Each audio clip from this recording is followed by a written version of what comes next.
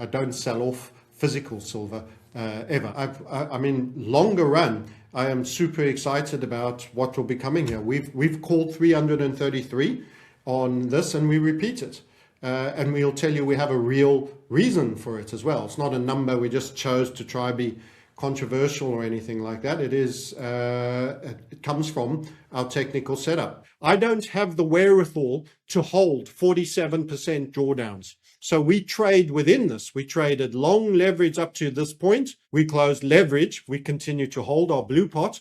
We wait till this is done. And when it resumes upside, we'll resume with leverage longs and we'll close again here. After you've run the 333, there will be another period of pause and gestation before I expect going higher. Remember, the 333 is not our top. We're calling for single-digit gold-silver ratio. Silver's long-term setup is becoming one of the most important stories in the precious metals market.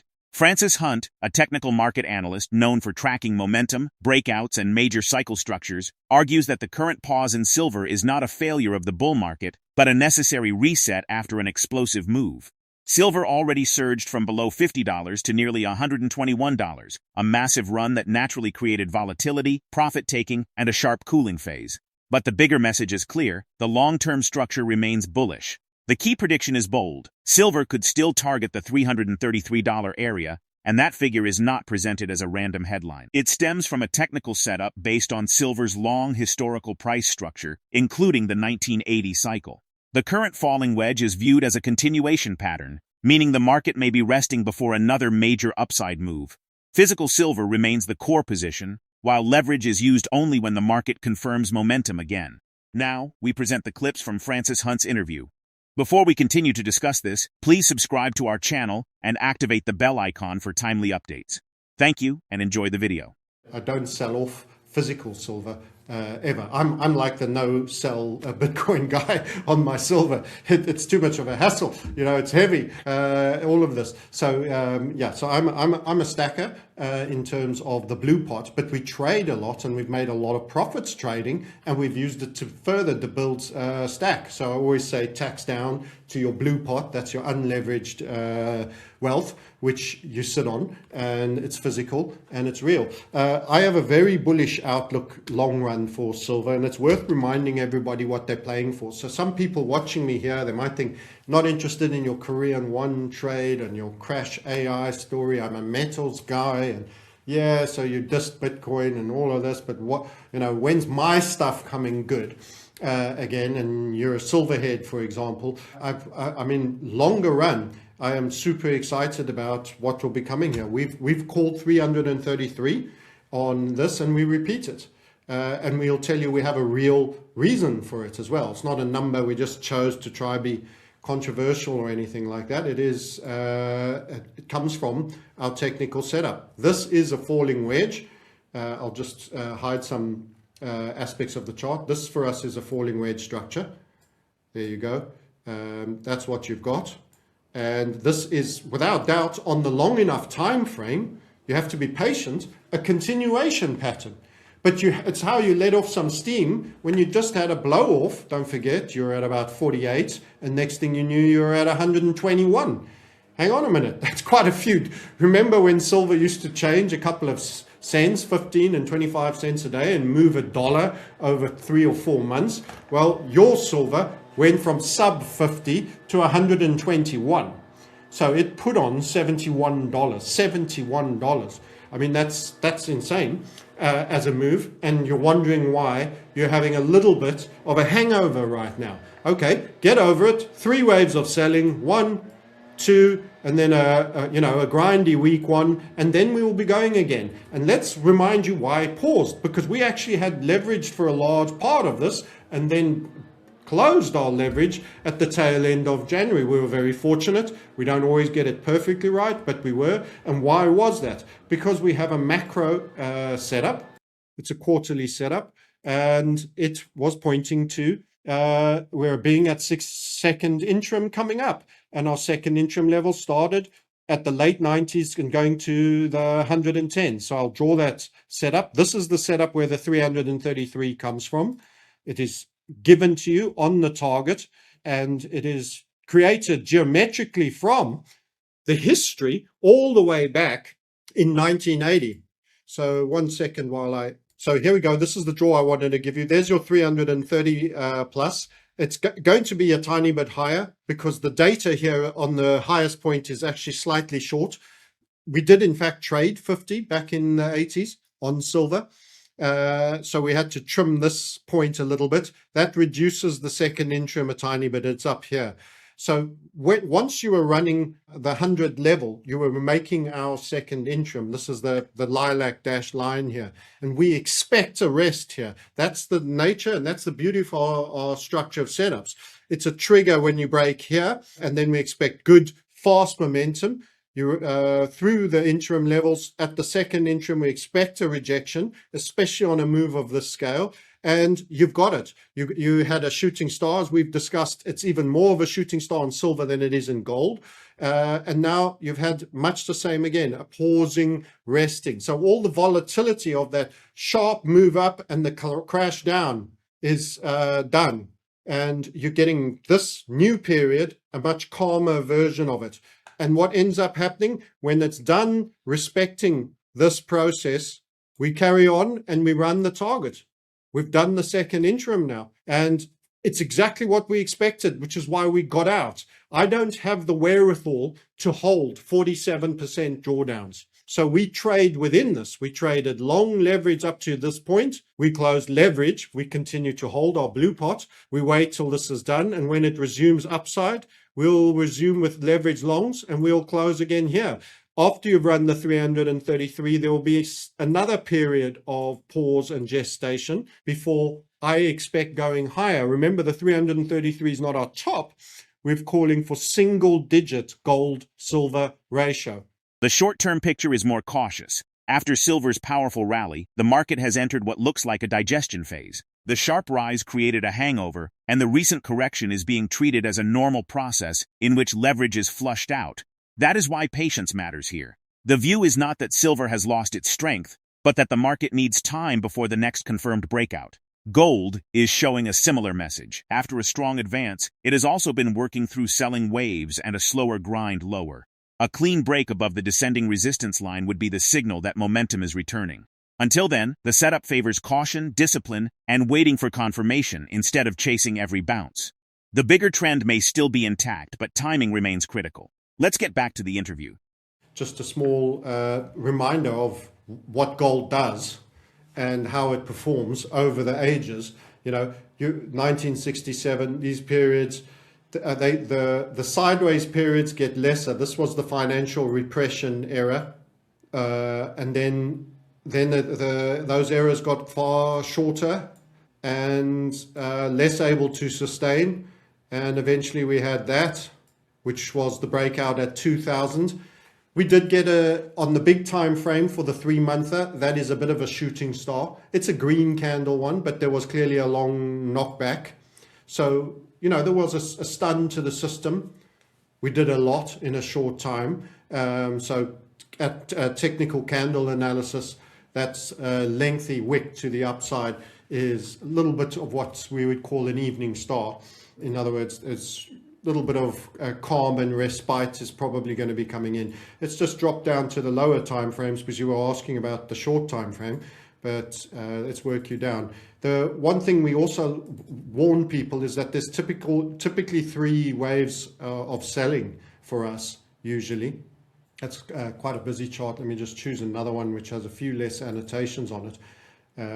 It's a little neater by a draw that I've done. You're in a continuation pattern for us on the macro, but that doesn't do anything for you now until you break materially above this red line that I'm drawing here.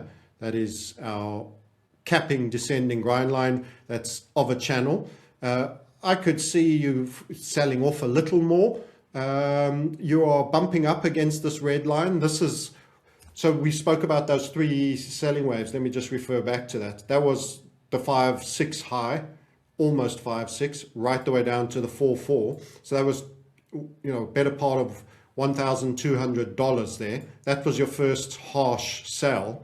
everybody was programmed to buy the dip on gold. So everybody came roaring back in. So we had, disbelief initially. So we went the whole way of disbelief, got up to 5.4, which was only around $200 off. And then you got bang, almost a bigger sell here that took you to 4,098. So that was a very violent one. That was okay. The dip buyers got rinsed as well.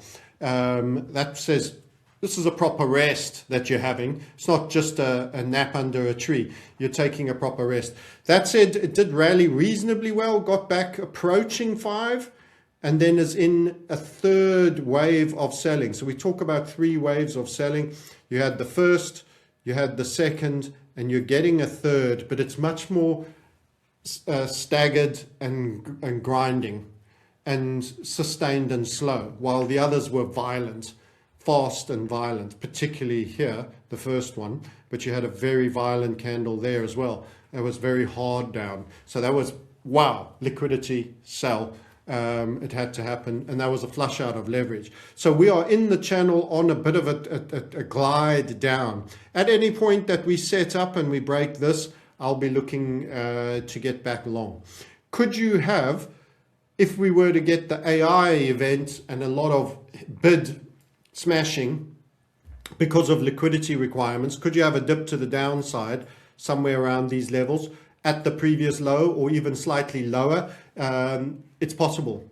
It's possible. So you need to watch for that. There's an either way. We're kind of sliding down the hill slowly. We've either got to break the red line and start progressing, and there is also a possibility of an acceleration again if there is the reason to hit it. We have to wait and see. There's no clear pattern for me to hang my hat on too much. This is the third wave of sell. So I want to be hunting for a low, but I have to watch out for that washout low that could happen like that before that. If, however, the market turns and does an impulsive break and starts changing gradient and runs through that red capping descending grind line for that channel, then it may well be ready to start triggering an entry on gold. But right now, I don't think there's anything immediate that we're missing for the trade. And I would say the same a little bit for silver. I was looking at the gold silver ratio. You might ask on this, so I'll just preempt you and go straight to it.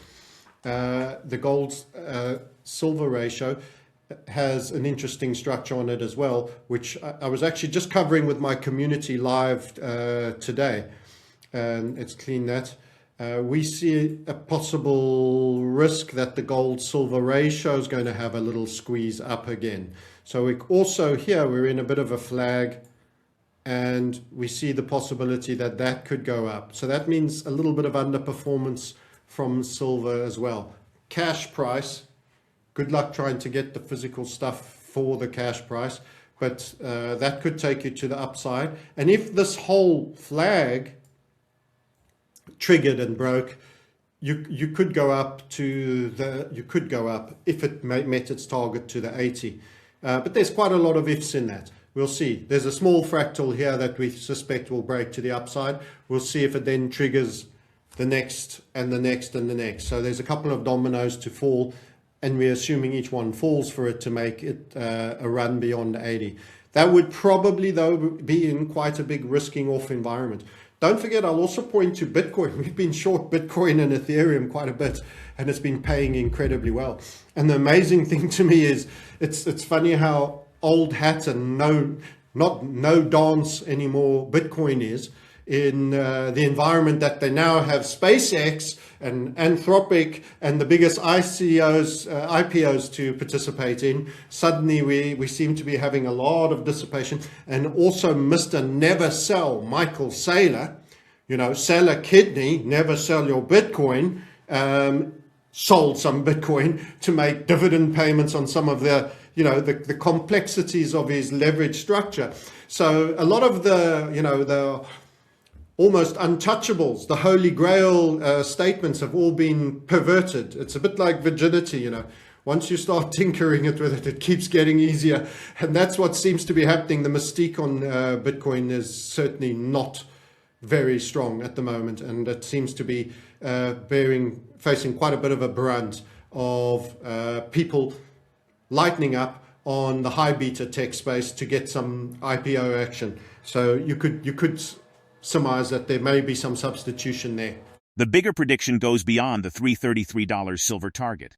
Francis Hunt's long-term view suggests that even after silver reaches that level, the move may still not be complete. He points to a future in which the gold-to-silver ratio could fall into single digits, implying a dramatic revaluation of silver relative to gold.